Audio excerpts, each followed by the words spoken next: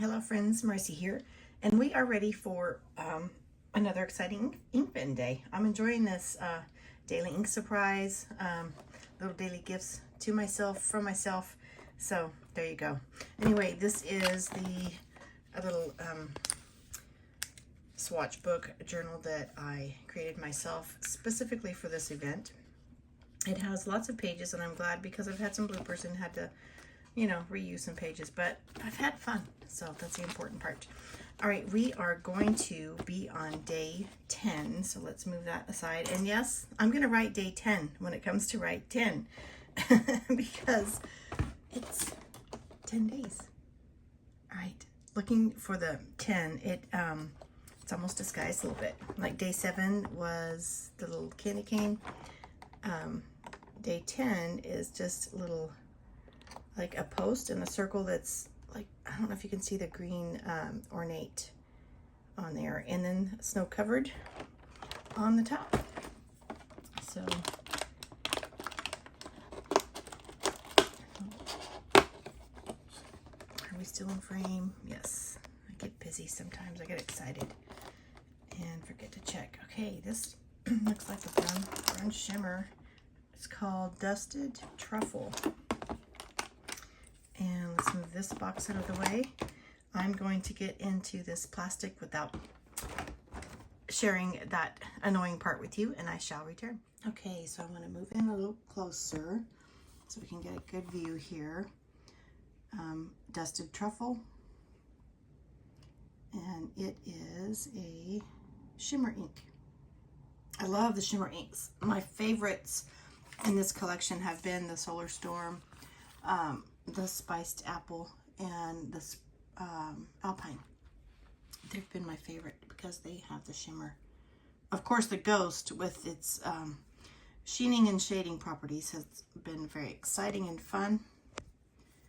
I did ink it in this pen with a medium nib, but I have ordered a double broad nib to replace that because it just needs every opportunity.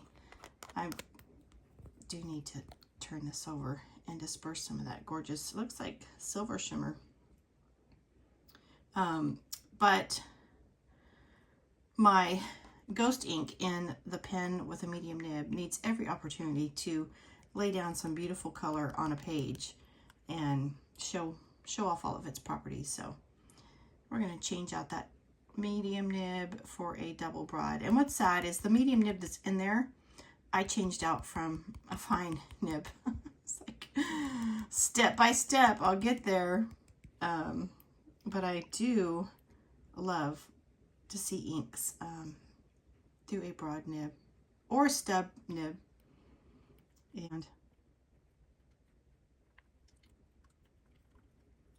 okay.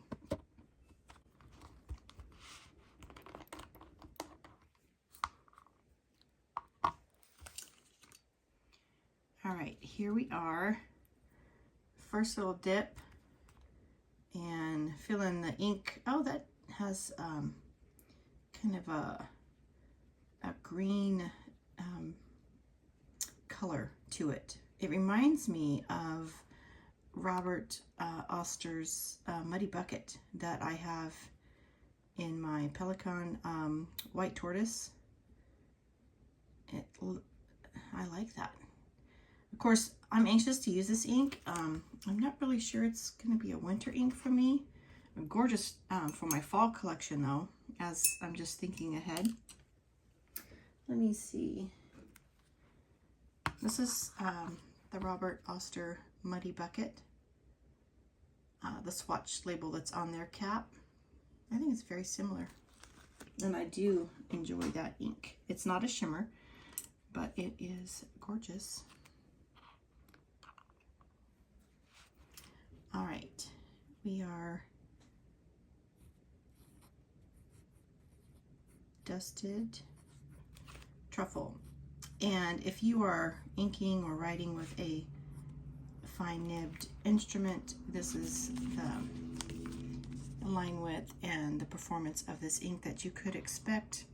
And I think I need to cap it and turn it over once more before I swatch, because I have let my shimmers settle while I was talking about Muddy Bucket. And see, I'm correct. We're on day number 10. I did it. Yay. All right.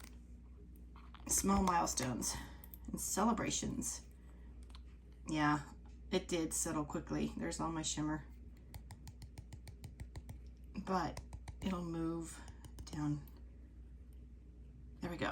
All right, ready for the brush swatch. And that should do it for the, oh yeah, I'll put a little ink on my chromatography strip, and that should do it for the day. Oh, this is interesting. My first ink I applied to the paper looks brown, and then the wet ink that I freshly applied looks green. So we'll have to watch for that color change. Let me do a little double take right here to look for some variation. Fun, fun, fun. See, that's the fun you can have with ink swatching.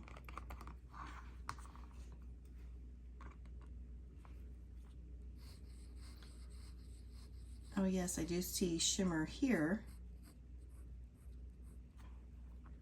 And some little color with the nib. What can we get to pull?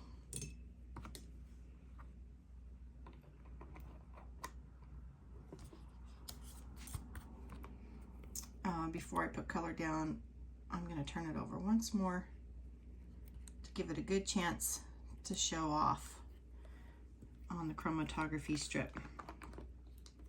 Oh, you know what I didn't do? Oh, I was hoping to get through this one with, you know, perfection. I did not put anything between my sheet to help the bleed through. So, oopsie. Oh well, I'm having fun anyway. Let's see what kind of damage we got here. Oh, no damage. We're clean. All right.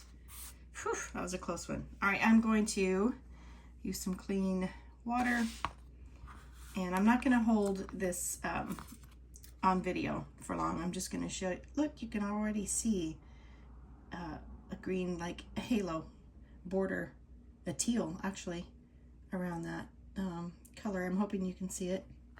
But I'm just going to place the bottom of my strip into the water. As the water moves up, we'll start to have our pigments separating and showing off on their own instead of being blended. So you will see this when it's dry and I apply it to my book. I'll be sure to share it with you tomorrow. And while we're talking about that, we can look back at yesterday's that I hung up to dry. I'll put this in the box that is Cardinal's chromatography application. And so peek at where we're at so far, and I'll keep going and I'll share the results with you tomorrow on day 11. Thank you for spending some of your precious moments with me. You have a blessed day. Bye-bye.